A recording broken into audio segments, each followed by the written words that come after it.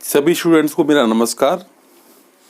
हम बात कर रहे हैं चैप्टर 7 और चैप्टर 7 में हम पिछली वीडियो में इसको स्टार्ट कर चुके हैं और पिछली वीडियो में हमने C++ में जो नई ऑपरेटर्स आए हैं उनके बारे में चर्चा की थी।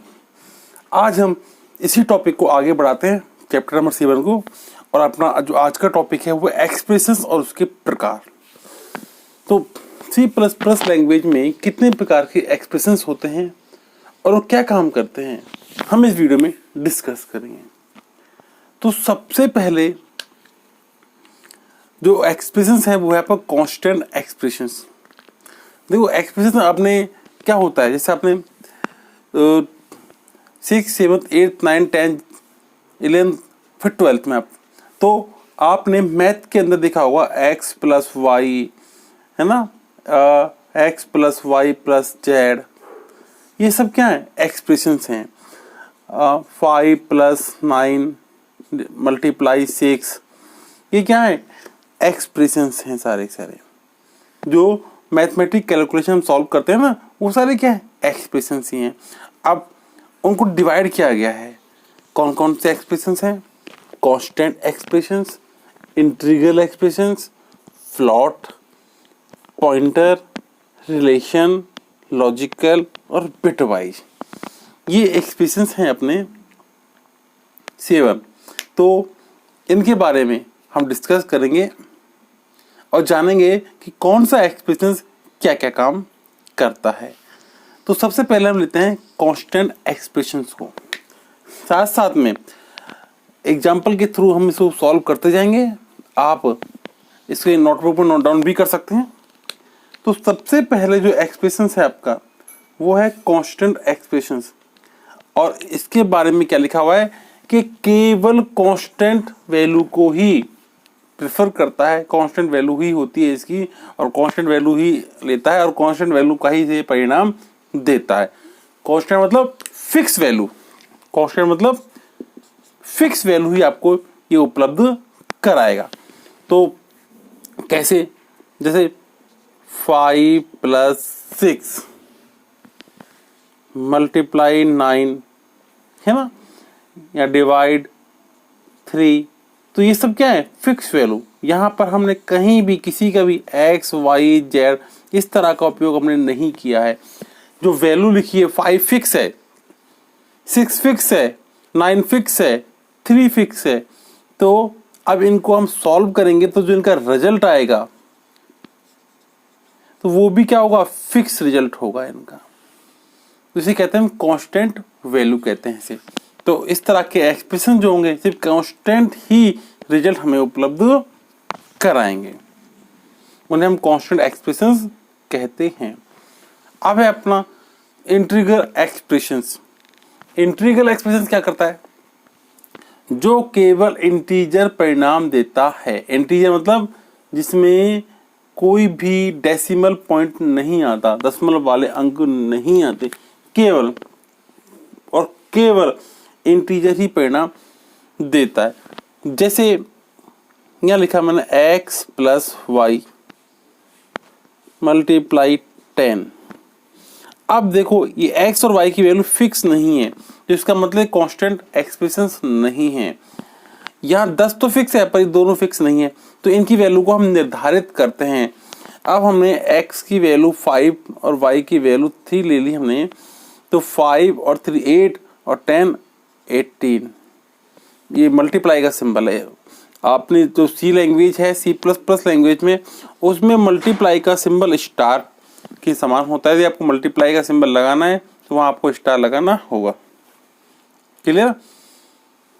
तो इंटीग्रल एक्सप्रेशन केवल इंटीजर ही रिजल्ट देंगे, उसमें कहीं डेसिमल नहीं आएगा। एक और एग्जांपल देख लेते हैं इसका अपन। 6 + int 5.9। अब इसमें क्या हुआ देखो, 5.9 ये डेसिमल का नंबर है और हम कह रहे हैं 5.9 को प्लस करना है किससे, 6 के, और किस रूप में करना है, इंट मतलब इंटीजर। कि हमें अब ये कौन सा एक्सप्रेशन हो गया भाई, इसमें इंट आ गया ना, तो ये कौन सा एक्सप्रेशन हो गया, इंटीग्रल एक्सप्रेशन हो गया। तो इसका जो अभी क्या करेगा, जो पॉइंट के बाद का जो नंबर है, डेसिमल के बाद का जो नंबर है, इसको पहचानेगा ही नहीं, जानेगा ही नहीं, जानता ही नहीं। तो क्या करेगा, 5 को 6 के साथ प्लस कर देगा और 11 इसका आंसर आ जाएगा। तो सिर्फ इंटीजर ही रिजल्ट देगा। अब ये नहीं आएगा कि 11.9 कर दे, ये नहीं आएगा, सिर्फ इंटीजर ही रिजल्ट देगा। क्लियर। अगला है फ्लॉट। फ्लॉट एक्सप्रेशन जो केवल फ्लॉट परिणाम देता। अब ये है, ये फ्लॉट क्या करेगा, फ्लॉट मतलब दशमलव वाले अंक, तो ये केवल फ्लोटिंग ही आंसर देगा। जैसे मैंने a प्लस बी और 6 कर दिया। अब देखो a की वैल्यू क्या हो सकती है, b की वैल्यू भी कुछ हो सकती है। a की वैल्यू हमने मान ली 5 और b की वैल्यू मान ली हमने 6, दोनों को प्लस करेंगे 11, ठीक है। और वैसे मैथ का नियम कहता है पहले डिवाइड करते हैं, तो पहले डिवाइड में क्या होगा, ये डिवाइड हो रहा है इससे, तो हमको यहाँ फ्लोटिंग नंबर तो पूरा पूरा भाग जा रहा है यहाँ पर, ये अब ये पूरा पूरा भाग जा रहा है, तो 6 में 6 का भाग देंगे, 1 बार गया, 1 को 5 से 6 उत्तर आएगा, पर 6.0 उत्तर आएगा इसका, 6.0 आंसर आएगा इसका, क्योंकि कैसा है एक्सप्रेशन फ्लोटिंग बनाना है। तो अभी यहाँ इसको देखने से पता नहीं चल रहा है कि फ्लोटिंग है या नहीं है, ठीक है।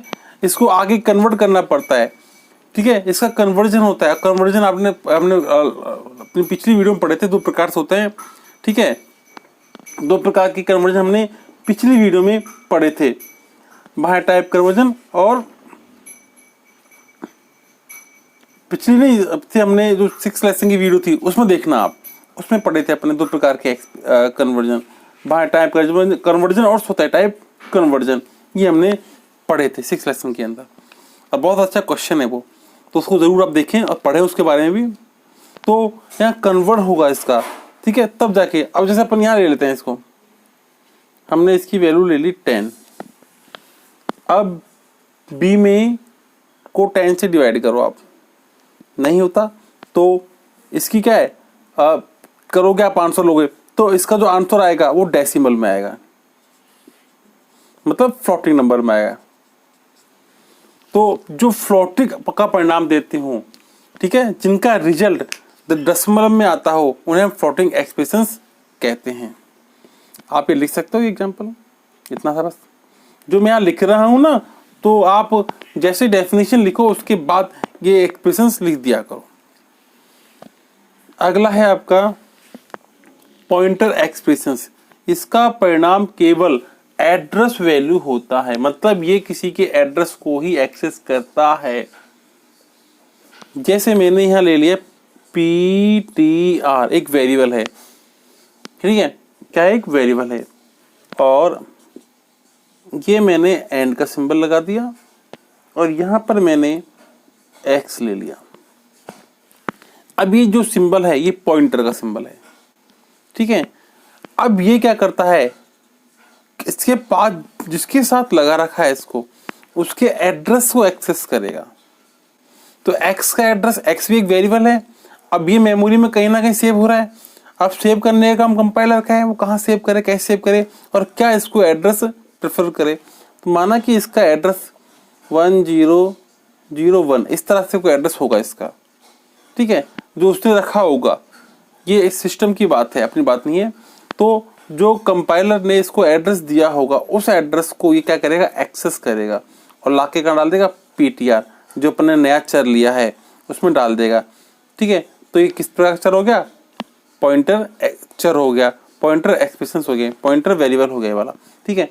तो इसका इसमें जो इसका एड्रेस है 1001 वो इसमें डाल देगा, तो क्या आंसर आएगा, 1001 आएगा।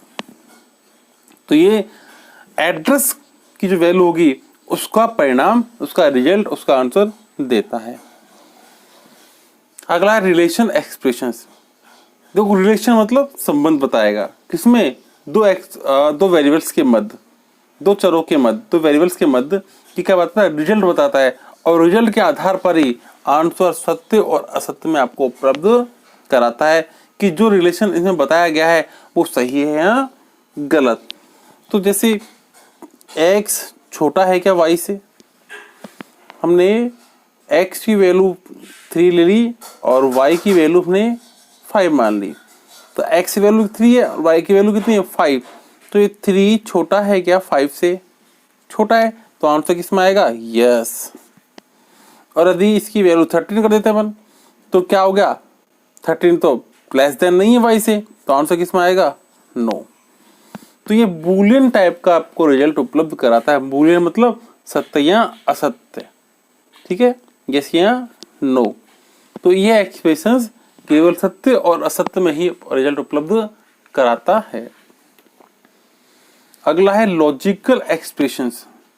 लॉजिकल और रिलेशन, जो रिलेशन वाला काम है वो ही काम लॉजिकल एक्सप्रेशंस भी करता है, परंतु जो उसमें लिखा भी है सत्य या असत्य में परिणाम देता है। परंतु ये सिर्फ दो चरों के मध्य होता है और ये दो या दो से अधिक एक्सप्रेशंस के मध्य लगाया जाता है। जैसे x छोटा है y से, तो x बड़ा है y से, और ये एंड का सिंबल हो गया, ठीक है, एंड का सिंबल हो गया।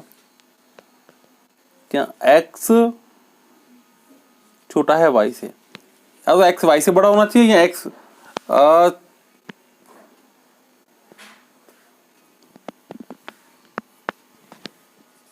क्या x की वैल्यू बराबर होनी चाहिए 5 के। देखो दो एक्सप्रेशन हमने प्लस यूज किए हैं, x बड़ा है क्या y से या x बराबर है क्या 5 के। यदि दोनों ही एक्सप्रेशंस के आधार पर आपका रिजल्ट, इस एक्सप्रेशंस और इस एक्सप्रेशन के आधार पर ही आपका रिजल्ट यस या नो में आपको उपलब्ध होगा।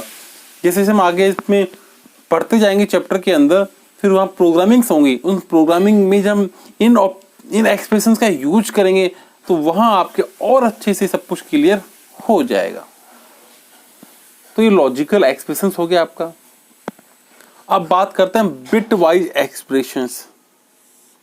बिट वाइज क्या करेगा, बिट स्तर के डेटा को मैनिपुलेट करता है कि कौन से वेरिएबल को किस बिट पे रखना है, कितना स्पेस देना है, कितना क्या करना है, बिट की कितनी शिफ्टिंग करनी है, कितनी किस बिट की कितनी टेस्टिंग करनी है, ये सारा काम कौन करता है, बिट वाइज एक्सप्रेशंस करता है। जैसे मैंने यहाँ कहा ए की वैल्यू को शिफ्ट कर दो कितना 3, किधर की तरफ, इसका फेस है लेफ्ट साइड में, तो ए की वैल्यू को लेफ्ट साइड में क्या कर दो, शिफ्ट कर दो। जैसे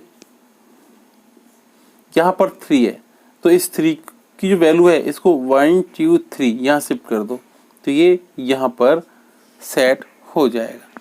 तो इसका काम बिट की टेस्टिंग और शिफ्टिंग के काम आता है, मतलब बिट के डेटा को मैनिपुलेट करता है bit wise expressions. So I hope आपको ये सारे समझ में आ गए होंगे एक्सप्रेशंस और उसके प्रकार। कोई क्वेश्चन बनता भी है कि एक्सप्रेशंस और उसके प्रकार को समझाइए, विस्तार से समझाइए, संक्षिप्त में समझाइए, तो आप आराम से नाम याद रखें और नाम के आधार पर ही इनकी जो डेफिनेशन है बनती है। कांस्टेंट मतलब कांस्टेंट रिजल्ट, इंटीग्रल मतलब इंटीजर रिजल्ट, फ्लोट मतलब फ्लोट वाला रिजल्ट, पॉइंटर मतलब एड्रेस, रिलेशन मतलब सत्य असत्य, लॉजिकल मतलब दो या दो अधिक एक्सप्रेशन सत्य असत्य, बिट वाइज एक्सप्रेशन मतलब बिट से डेटा को मैनिपुलेट।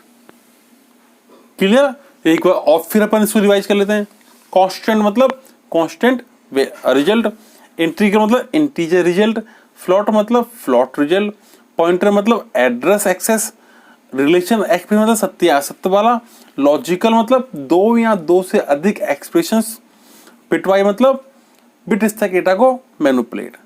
ठीक है, तो ये सारा क्लियर हमने यहाँ पर कर लिया है।